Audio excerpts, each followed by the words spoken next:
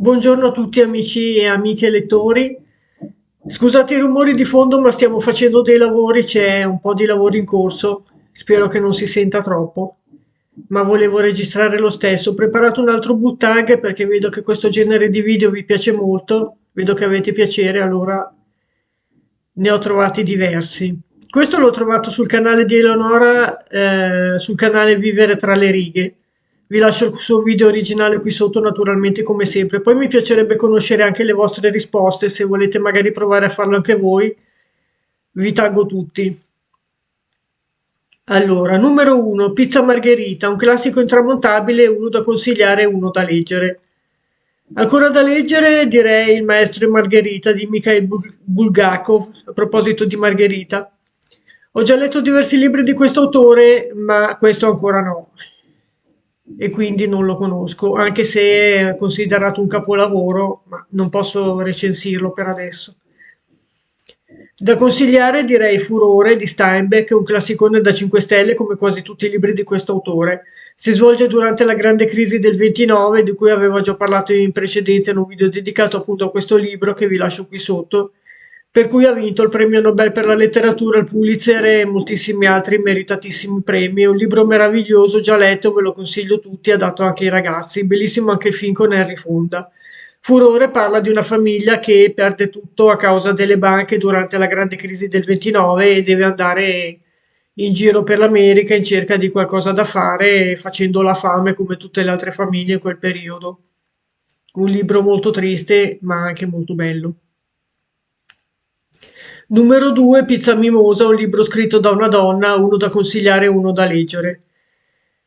Da consigliare I giorni del potere, tutta la serie Antica Roma di Colin McCullough, di cui ho già parlato ampiamente, della stessa autrice devo ancora leggere L'altra parte del mondo che mi hanno prestato di recente, che è il primo di una serie di romanzi storici che parla della colonizzazione dell'Australia da parte degli europei.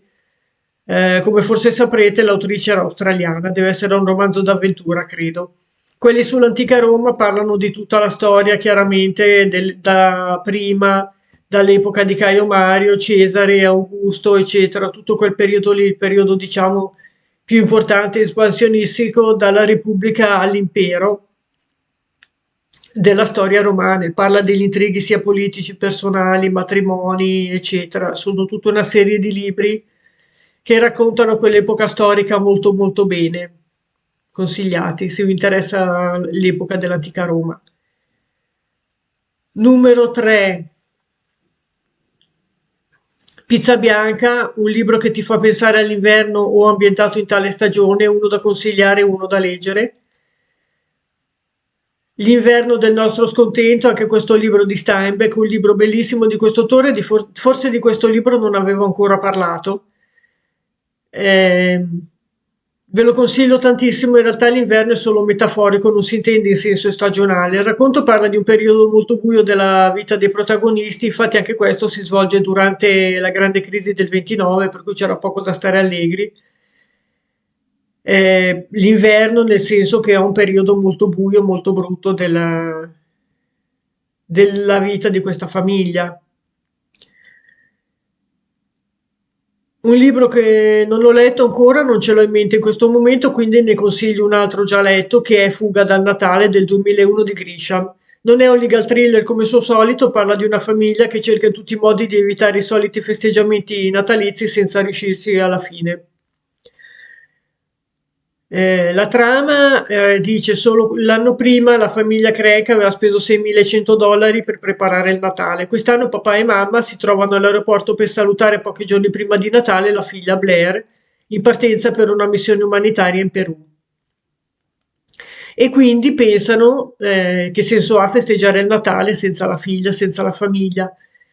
Pensano di saltarlo, di utilizzare questi 6.100 dollari per una crociera ai Caraibi che da anni si erano sempre negati, ma il Natale naturalmente troverà il modo di vendicarsi e di sconvolgere i loro piani. È una commedia molto carina che vi farà riflettere ma anche sorridere, da cui è stato tratto un film del 2004 di Joe Roth, interpretato da Tim Allen e Jamie Lee Curtis, dallo stesso titolo, Fuga dal Natale. Numero 4, Pizza Capriccioso, un libro che non ti ha convinto ma che vorresti rileggere.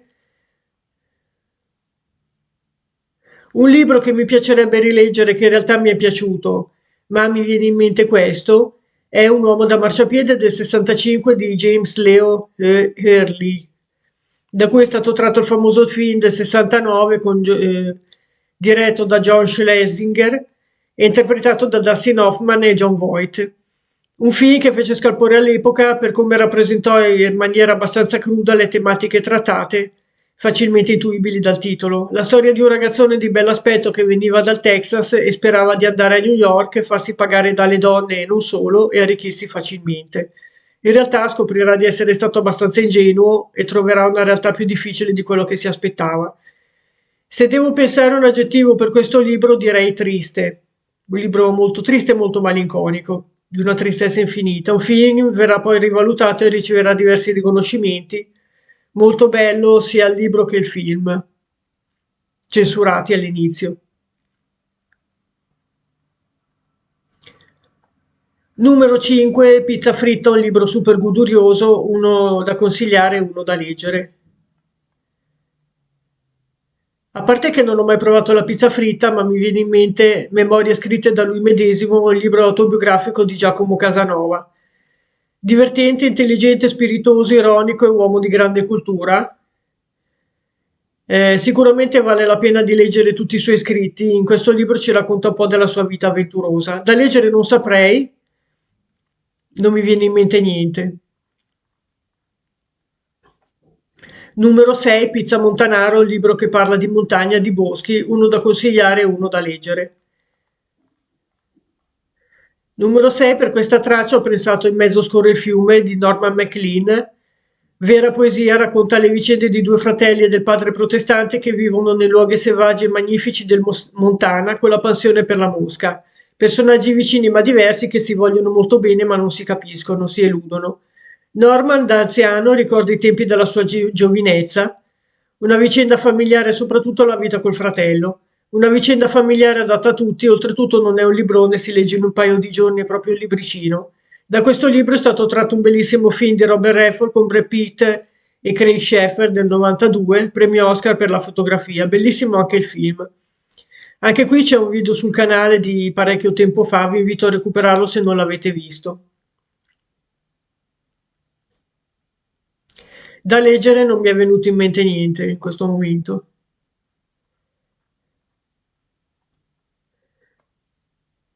Numero 7, Pizza marinara, un libro che ti fa pensare al mare o all'estate, uno da consigliare e uno da leggere. Anche qui consiglio di libri adatti ai ragazzi, ma non solo, sono i romanzi di Francisco Coloano, autore cileno che è vissuto nella Terra del Fuoco e ha lavorato sulle navi baleniere per molti anni. Poi si è ritirato e ha cominciato a scrivere diversi romanzi d'avventura e racconti, ambientati in queste terre meravigliose e scritti benissimo, tipo Jack London per intenderci. Ne cito solo alcuni: La scia della balena, Cacciatori di Indios, L'ultimo mozzo della Bacchetano, Terra del fuoco, I balenieri del Kintai, eccetera. Ci avevo fatto un video che vi invito ad andare a cercare. Se avete dei ragazzi e dei ragazzini sono libri consigliatissimi. Da leggere direi i romanzi di Ernest Hemingway, che è stato uno scrittore e giornalista statunitense vissuto tra il 1899 e il 1961, fu autore di romanzi e racconti. Soprannominato Papa, fece parte della comunità di espatriati americani a Parigi durante gli anni '20, conosciuta come la generazione perduta e da lui stesso così chiamata nel suo libro di memorie Festa mobile. Condusse una vita sociale turbolenta, si sposò 4 volte e gli furono attribuite varie relazioni sentimentali. Raggiunse già in vita una non comune popolarità e fama che lo elevarono a mito delle nuove generazioni. Hemingway ricevette il Pulitzer nel 1953 per Il vecchio e il mare e vinse il premio Nobel per la letteratura nel 1954. Devo dire di aver letto solo qualche racconto di questo autore, poi dovrei fare un video apposta per la sua figura, qui faccio solo qualche accenno. Per chi non lo sapesse, ha viaggiato moltissimo, i suoi libri parlano di caccia, di guerra, di corride, di cui era appassionato, di avventure e molto altro, e sono ambientati in Africa, a Cuba, in Spagna, eccetera. Qui ho nominato solo qualche romanzo perché mi è venuto in mente ora, ma ce ne sono veramente tantissimi.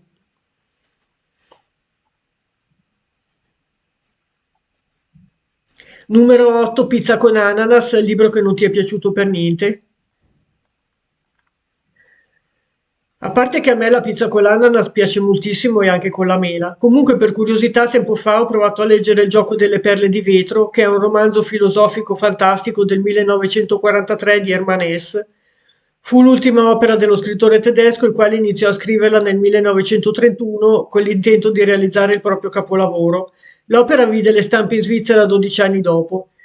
Viene talvolta anche chiamato Magister Ludi, maestro di gioco, dal nome di uno dei personaggi. Questa locuzione latina può essere intesa anche come gioco di parole, avendo ludus entrambi i significati di gioco e di scuola. Il libro fu una delle opere che contribuirono all'attribuzione di Hess al premio Nobel per la letteratura nel 1946. Il romanzo tratta di un ordine composto di soli intellettuali collocato nella immaginaria regione di Castaglia in un futuro remoto. La voce narrante del romanzo è uno storico dell'epoca. Nella narrazione compaiono solo riferimenti vaghi al mondo di oggi. Il genere è rappresentato come un passato intellettualmente oscuro e decadente, l'era del feuilleton. Le vite dei monaci del romanzo, così come i cerimoniali che osservano, è caratterizzata da una commistione di elementi della ritualità occidentale e orientale. Le vicende di cui narra il romanzo sono imperniate sulla vita di Joseph Knecht, un piccolo orfanello le cui doti vengono notate dal maestro di musica e che gli consentiranno di venire ammesso in Castaglia, oltre ad avere accesso fin da giovane alle scuole che formano l'élite dei giocatori di perle. La natura dell'animo di Knecht colpisce immediatamente i suoi insegnanti e i suoi amici generando fiducia e ciò farà sì che il giovane studente in pochi anni vengano riconosciuti i meriti fuori dal comune fino al punto che una volta cresciuto verranno affidati a Joseph compiti diplomatici di grandissima importanza per la piccola comunità Castaglia, di fatto esterna al mondo comune dove vivevano gli uomini normali.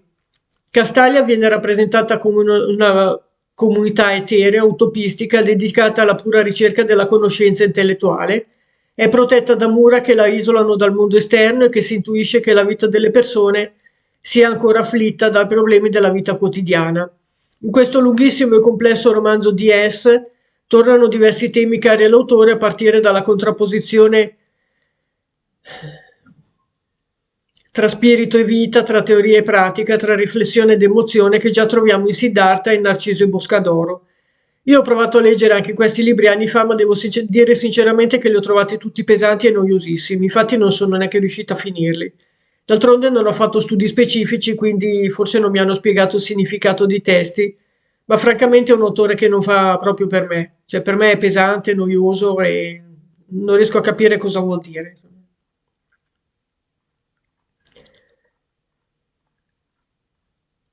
Numero 9, Una pizza del tuo paese, un libro che racconta il tuo paese, la città o la regione in cui vivi o che ami. Per questa domanda non mi è venuto in mente nessun libro, quindi lo devo saltare, mi spiace. Numero 10, Pizza Gourmet, un libro dal gusto insolito da intenditori, poco conosciuto.